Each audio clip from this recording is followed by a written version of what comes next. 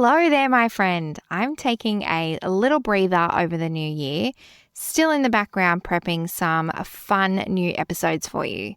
So this week, I'm bringing you not only a fan fave from a little earlier this year, but one of my own favorites. That's a write-off, isn't it? This one, I step you through what a write-off actually is, and it has a little quirky David Rose twist. Enjoy this flashback, and I'll be back with you shortly with fresh content to get you on top of your bookkeeping matters. Welcome to Your Bookkeeping Matters. I'm Lisa Turner, bringing you short and snackable weekly episodes on bookkeeping and business matters in an easy to understand way so you can be in control and confident that you know your bookkeeping matters. Let's dive into this week's episode. Welcome back to Your Bookkeeping Matters. Thanks for tuning in to this week's episode with business lessons today from our good friend David Rose. You might instantly know what I'm talking about if you're a fan of the TV show Schitt's Creek, and that is write-offs, of course. If you don't know who David is, he is a store owner on that TV show. It's the funniest show. I love it. I've watched the seasons countless times. Check it out if you haven't already. After you finish listening to this episode, though. In all seriousness, there are so many myths and misconceptions here in Australia around what a write-off is and what purchases you can actually put through your business as a write-off. As you know, I will keep this episode short and snackable and put a bit of fun into it by using some inspiration from David and the Rose family to explain these write-offs. So I'm sorry to say he's actually not joining us today. Wouldn't that be amazing? Okay, so before we dive in, what exactly is a write-off? Here in Australia, it's more commonly known as an expense, a business expense, or a tax deduction. Very simply, it's something you've purchased, allowing you to reduce your profit or your taxable income. Ultimately then, resulting in lower taxes. You've got yourself a tax write-off. It can be sometimes like finding a little hidden treasure for your business, and who doesn't love those? There's a catch though. Well, a few actually. Not everything you buy is a write-off or a business expense. To claim yourself a business expense, it must be directly related to your business activities. That's your revenue generating activities. Let's imagine you own a motel, like the Rosebud Motel in Schitt's Creek, owned by Johnny Rose, David's dad.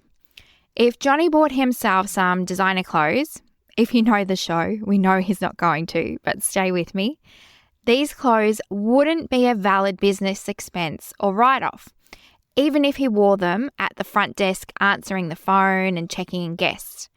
But if he was to buy new bedding, sheets, towels for the motel rooms, they are certainly business expenses. They're tied to the business and generating the income.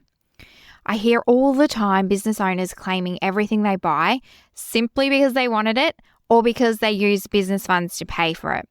Or they make up random excuses of how it's needed or tied very loosely to the business. And it's like the super popular scene from the show where David buys some lamps and bedding and things for his own personal room at the motel, of course. And he says he didn't waste money because that's a write-off. And his dad tries to explain to him what a write-off actually is. It doesn't matter what his business sells because all the items he bought were for his personal use. That's not a write-off. Back to the designer clothes and those catches I mentioned. There would be a few of them. I can already hear you might be whispering, why can't he claim those designer clothes? He wears them to work. And the ATO is pretty strict on this one.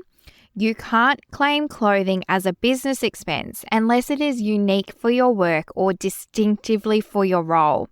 Think those chef's checkered pants, nurse scrubs, and to be unique, it has to have your logo and identifies you as an employee of the business. There are other items like protective clothing and things, but check in with your trusty tax agent. These are all in their wheelhouse. Now we know what a write-off is. The ATO, or Australian Tax Office, breaks it down to These 3 golden rules. 1, it must have been for your business and not for private use.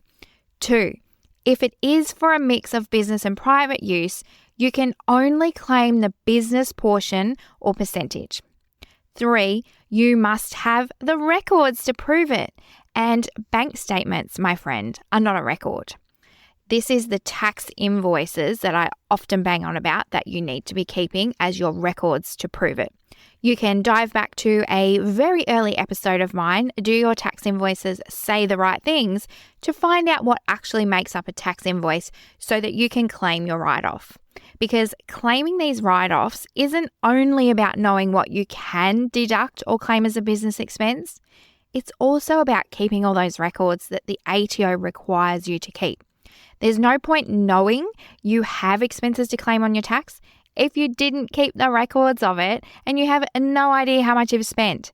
As always, it comes back to your bookkeeping matters. It's so important. You could wind up paying more tax than you need to if you didn't keep track of everything. Another episode, 37, What Happens When You Don't Keep Accurate Records, fills you in on all of these issues when you're not keeping accurate records. But you need to keep your invoices, all of the records of who, what, and when you paid to enjoy the benefits of these write-offs that everyone loves so much. I hope this has got you thinking and putting some thought into what you actually can and can't claim, because nobody wants to get audited and have to pay the taxman back. Here are some main categories of write-offs to put you on the right track. Printing and stationery. Of course, everyone needs those. Not so much paper these days, hopefully, but definitely a little bit of paper, notepads, pens, and of course a handy calculator. Marketing and advertising are 2 huge areas of businesses that we all like to invest in. And these are all typically write-offs because they directly relate to your business and generating the revenue or income. That's your Facebook ad spend, social media manager, email campaigns, all those kind of things. Another area of expenses is rent and your utilities like your power. If you have a separate warehouse or rented office space, this is generally particularly cut to write off those expenses because it's all business usage. But thinking back to when I said one of those golden rules was if there was any personal use, it needs to be split out. So if you work from home or your warehouse in your garage, this is very different. There are work from home rules on claiming here in Australia and different methods. And I do have a blog coming out soon on that one, so keep your eyes peeled. But it depends on your personal setup and situation here on claiming rent and power and internet when you're working from home. Yes, I've now said generally, typically, it depends a lot. And I say that all the time because I have to say this as your business might be different and it may not apply to you. So this episode and all my other episodes are general advice. As with any tax-related matters, make sure you check in with your favorite tax agent to get beautifully customized answers and support to keep your books and write-offs squeaky clean.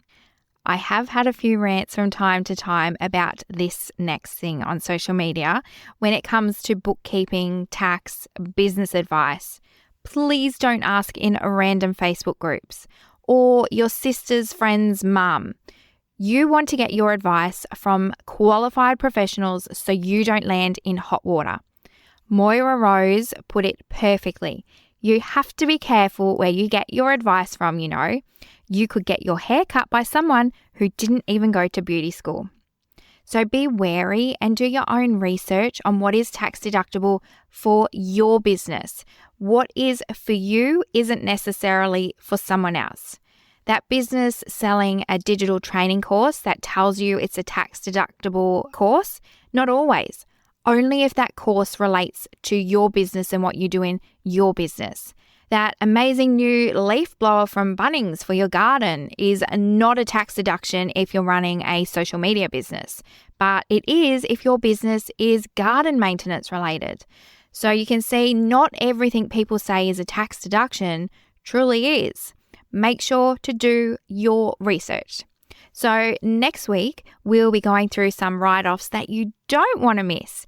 You would be surprised how often things aren't claimed because the business owners didn't think they could claim that or didn't realize that it was missing from their claims.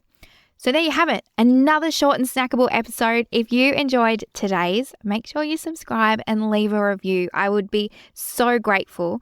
If you've got a particular request on a topic for the show, please reach out on Instagram, my handle @accountedforyou, linked in the show notes, of course. I'd love to hear your thoughts and suggestions on what would help you know your numbers better. Thanks for listening along on Your Bookkeeping Matters. Until next week, warmest regards.